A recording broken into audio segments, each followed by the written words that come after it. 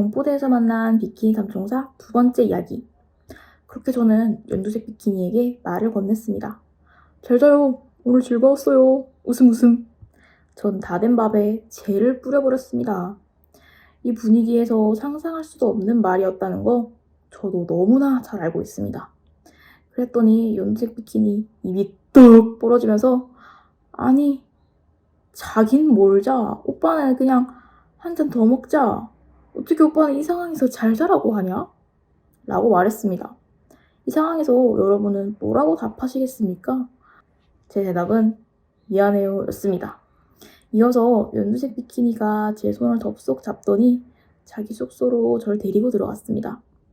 그리고 냉장고로 가더니 오빠들 때문에 우리가 사온 술은 여기서 썩고 있다고 이걸 다 비울 때까지는 못 간답니다. 하지만 전 사실 주량이 세지 않습니다. 술을 즐기는 편이긴 하지만 많이 마시는 편은 아니거든요. 이미 주량이 오버했는데 또 먹자니 부담스럽더라고요. 그리고 연두색 비키니는 잠시 옷을 갈아입는다며 저보고 돌아 앉아 있으라고 했습니다. 전 두말 없이 돌아 앉았습니다. 뒤돌아 앉았는데도 저는 찐따마냥 눈을 질끈 감았습니다. 잠시 후 지퍼 내리는 소리가 들립니다. 쓱 싹싹 거리더니 자 이제 돌아 앉아 라고 말하길래 뒤돌아 앉았더니 짧은 반바지 하나에 흰 티셔츠를 입고 있었습니다. 그리고 저에게 술을 따라줍니다. 건배를 하자네요. 전 조용히 짱 하고 내려놓았습니다. 그러더니 연두색 비키니가 오빠 건배를 했으면 무조건 원샷이야. 오빠 원샷 안 하면 나 그냥 잔디 라고 말했습니다. 그리고 저는 네네 맞아요 합죠. 예 마시죠 하고 벌컥벌컥 계속 마셨습니다. 그렇게 마시다 보니 연두색 비키니도 어느새 몸을 못 가눕니다. 마주 앉아있던 그녀가 일어서더니 저에게 다가와 제 어깨를 톡 밀어 넘어뜨렸습니다. 그리고 제 앞에서 저에게 진지하게 말했습니다. 오빠, 니 혹시 내가 처음은 아니지?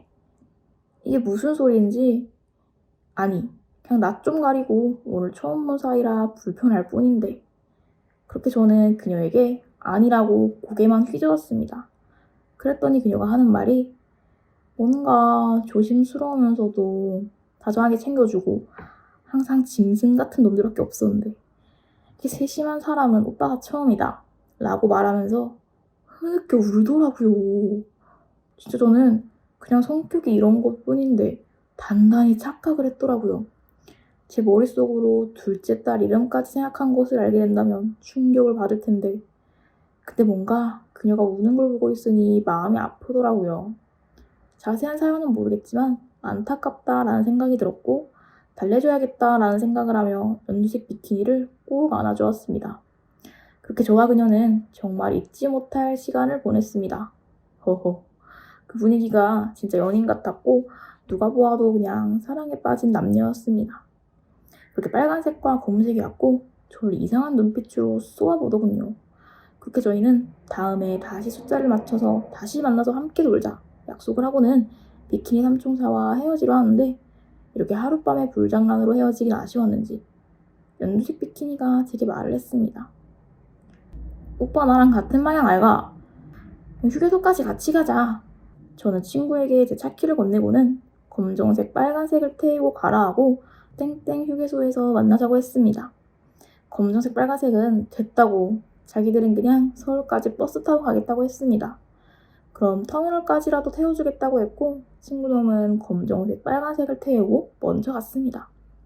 그리고 연두색 비키니가 자기 차 가져온다고 잠시 기다려달라고 했습니다. 잠시 후 검정색 제네시스가 제 앞에 서더니 창문을 내렸습니다. 연두색 비키니였습니다. 빨리 타! 저는 망설임 없이 그녀의 옆자리에 앉았습니다. 조용한 발라드를 틀었는데 정말 좋았습니다. 그리고 왼손으로 핸들을 잡고는 오른손을 제게 내밀며 연두색 비키니가 내게 말을 건네었습니다. 오빠 손! 전 좋다고 덥석 잡았습니다. 하룻밤 만에 쑥맥을 탈출한 것 같아 마냥 으쓱으쓱 기분이 좋았습니다. 고속도로에 올라서자 연두색 비키니가 제게 친구 보고 전화해서 휴게소에서 기다리지 말라고 말하랍니다. 저를 집 앞까지 태워다 주겠다고. 그 말에 저는 신나서 친구에게 전화를 했습니다. 먼저 가라고, 연두색 비키니가 태워준다고. 그리고 저희는 평창 휴게소에서 요기를 하려고 들렸습니다. 그녀에게 뭐 먹을 거냐고 물어보니까 우동 한 그릇 시켜서 나눠 먹자고 했습니다. 혼자 다 못 먹는다고. 그녀는 나름 제 앞이라고 이미지 관리를 하는 것처럼 보였습니다.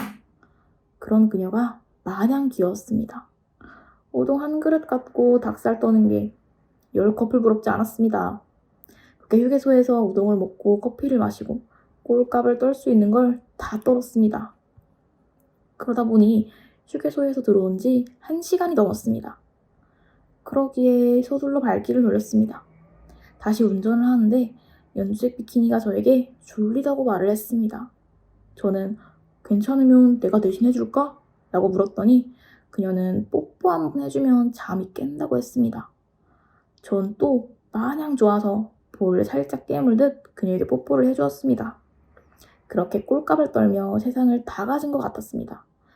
나이트, 호프집, 놀이공원에서 썸 탄 적은 있어도 제 인생에 해수욕장 썸은 처음이었습니다. 그리고 저는 커피를 마셔서 그런가 소변이 마려웠습니다. 그녀에게 조심히 말했습니다. 다음 휴게소에서 들어가자고, 소변이 마렵다고. 그녀는 이어서 또 귀엽다고 제 볼을 꼬집었습니다. 그렇게 다음 휴게소에 들어왔고 그녀가 자기는 괜찮다고 얼른 다녀오라고 말하며 내리려는 저를 붙잡고 키스를 진하게 해주었습니다. 저는 소변을 참으며 그녀의 입술에 달콤함을 느꼈습니다. 그리고 저는 핸드폰만 들고 잽싸게 뛰어갔다가 소변을 보고 가벼운 마음으로 돌아왔습니다. 그런데 차가 없습니다. 그녀의 제네시스도 없습니다. 당연히 제 가방도 없습니다. 네, 도둑년이었습니다. 연두색 비키니와 주고받은 번호로 전화를 했습니다. 핸드폰이 꺼져 있다고 합니다. 진짜 세상에 있는 모든 욕은 다 했습니다. 그러다 친구에게 급하게 전화를 했습니다. 네가 어제 통화한 빨간색, 검정색 전화해보라고 하니 안 받는다고 합니다. 그렇게 가방 안에 있던 제 현금까지 도둑 맞았습니다. 휴게소에서 3시간 정도 혼자 이를 갈았습니다. 친구가 저를 데려왔는데 쪽팔리지만 경찰에 신고를 했습니다. 다행히도 친구놈이 연두색 비키니의 차 번호를 대충 외우고 있어서 조서를 꾸미면서 차 번호 술술 이야기했습니다. 경찰 아저씨가 번호를 조회했는데 대포 차인 것 같다고 했습니다. 그리고 이어서 저랑 비슷한 일로 한 달 전쯤 속초에서 사건 접수된 게 있다고 합니다. 그 이후로 지금까지 연두색 비키니 못 잡았습니다. 친구들은 지금까지도 술만 먹으면 절 놀립니다. 그 이후로 제 별명이 연두입니다. 사건 이후로 저는 해수욕장 가면 여자 근처에도 안 갑니다. 어차피 이제는 나이가 있어 해수욕장에서 여자 꼬실 나이도 아니지만 아무튼 여러분도 제 이야기를 교훈 삼아 조심하시기 바랍니다. 나 아직도 궁금한데 제가 화장실에 가기 전에 키스는 왜 해주었던 것일까요? 그냥 휴게소에서 버려질 제가 불쌍해서 힘내라고 응원해주었던 것일까요? 재밌게 시청하셨다면 구독과 댓글을 남겨주세요.